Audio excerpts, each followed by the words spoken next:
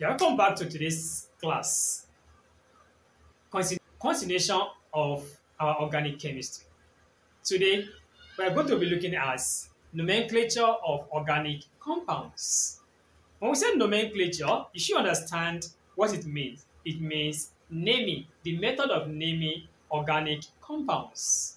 Just before we move on to the rules in naming organic compounds, do not forget to subscribe to this channel and click the notification bell for my subsequent content. Thank you.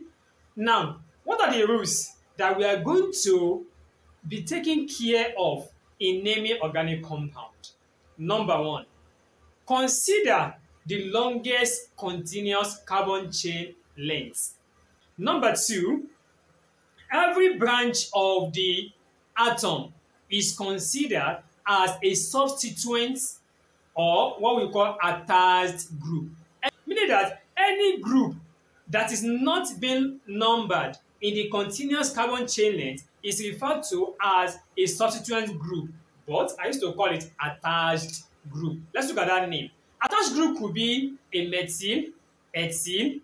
It can also be a functional group like methyl CH3.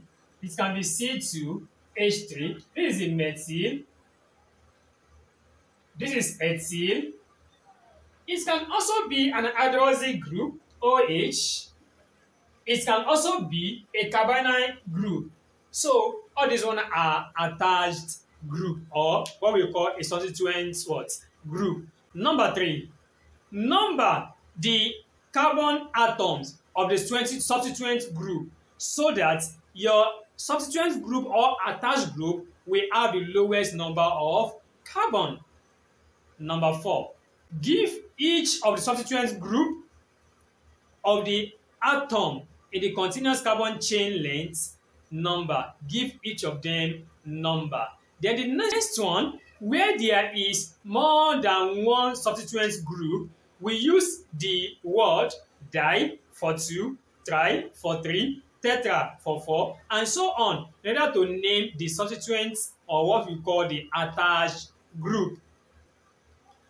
Last one, your functional group, which could be the double bond, triple bond, carbonyl group, hydroxyl group, carboxylic acid, should carry the lowest number of carbon when we are naming organic compound. Now, let's look at the illustration of these rules.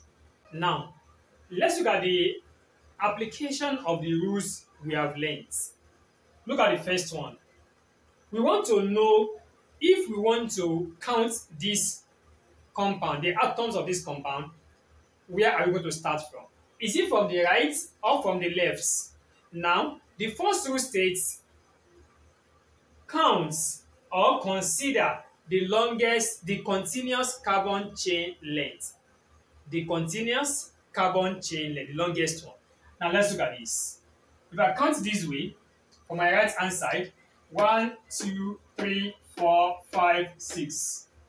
I can also count 1, 2, 3, 4, 5, 6. I can also count 1, 2, 3 or 1, 2, 3. If you look at everything I've been counting so far, 6 is the longest one. So I can go straight like this, it is 6 carbon. I can go from this bending one like this, it is 6 carbon. So let me go straight. So if I want to go straight, I can go in 2 ways. So if you want to name any organic compound, don't just consider it in one-way traffic. Make sure you look for both ways. Now I can say 1, 2, 3, 4, 5, 6. I can also go either way. 1, 2, 3, 4, 5, 6. Now, if I start counting from the right or from the left, I did not count this one. Anyone that is not being counted is what they refer to as a substituent group, which I normally call attached group. So this one is an attached group. And what is the name of this attached group? It's called methyl. Don't forget, alkyl group. Methyl is from alkyl group. So methyl is formed from a methane when there's a lot of an hydrogen atom. Now, if I want to name this organic compound, I'm going to name it because your attached group must carry the lowest number of that carbon. if I start from my right hand side, 1, 2, my attached group is on second carbon. If you start from left hand side, 1, 2, 3, 4, 5, your attached one is on the fifth carbon. And the rule say take the lowest number. So it means I'm going to start my naming from right to left. So it will go this way. So take to the arrow. It's coming from here to 2. If I want to name it, I start naming from my right hand side because this attached group is carrying the lowest. The second one. Let's look at the second one. The first thing is to consider the longest carbon chain length, the continuous longest carbon chain length. 1, 2, 3, 4, 5, 6, 7. I can read like this. 1, 2, 3, 4, 5, 6. I can go this way. 1, 2, 3, 4, 5, 6. I can go like this. 1, 2, 3, 4. From everything I've been counting so far, 7 is the longest.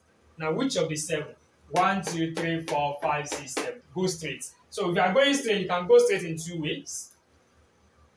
1, 2, 3, 4, 5, 6, 7. Or 1, 2, 3, 4, 5, 6, 7. Now, there's something that we did not do. We did not count this one. We did not count this one.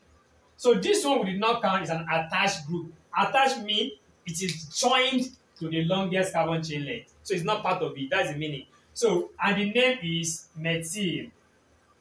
Why this one also is methyl. Now, how am I going to know where I'm going to start my naming from? Is it from the right or from the left? Now, we'll now do a simple calculation.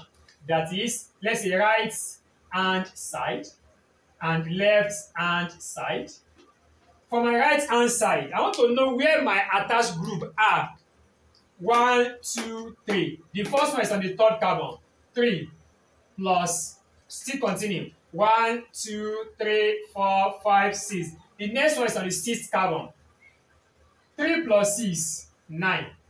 Now, for my left hand side, 1, 2. The first attached group on the second carbon. 2 plus 1, 2, 3, 4, 5. The next one on the fifth carbon.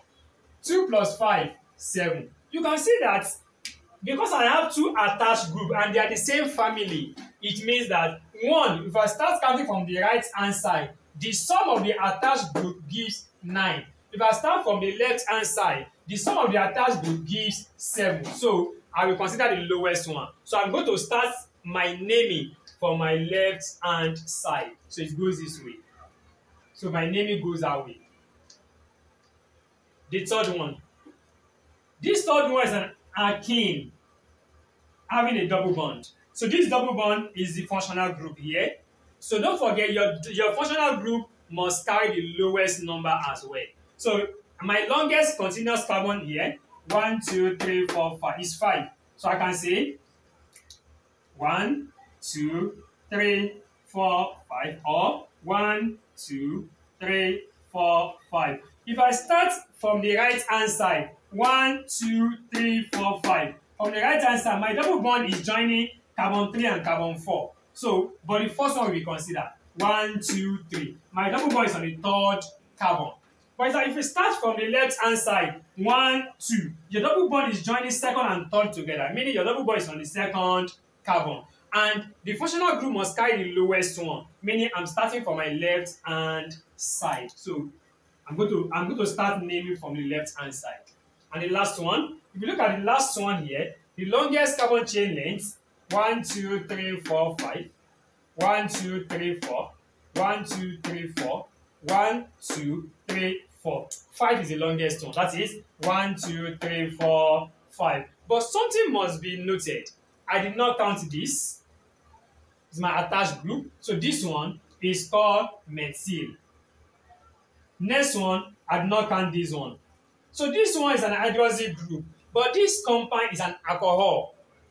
So the functional group here is this OH. Since it's this OH must carry the lowest number of carbon. So if I start from here, 1, 2, 3, 4, 5, or 1, 2, 3, 4, 5. If you are starting from the right hand side, your OH is on the fourth carbon. You start from the left hand side, your OH on the second carbon. So we start So our OH is on the second carbon when we start from the left hand side.